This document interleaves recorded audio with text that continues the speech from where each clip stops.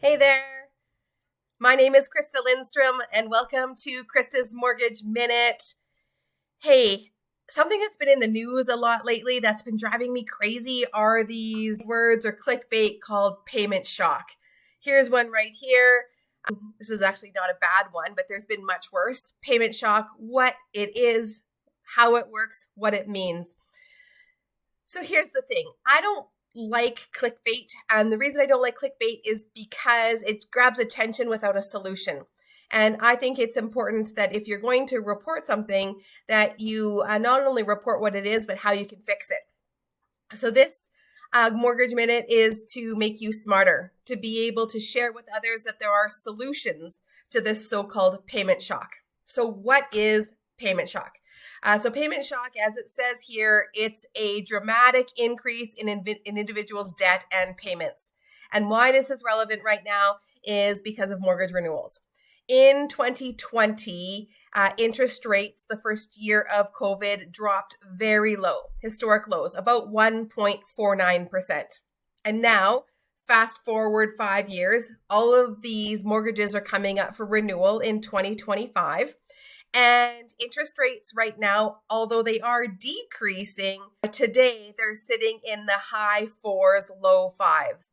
So that's a fairly significant spread. And that is equating to about $700 per month in an increase in mortgage payment. And most families can't swing $700 per month right now, with inflation being as high as it is.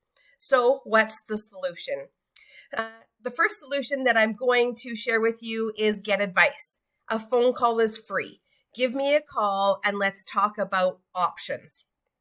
So the first thing that we can do is we can extend amortization back out. So if your original amortization was 25 years, let's maybe say now it's at 20 years, we can extend that back out to 25 years and make that payment a little bit more affordable.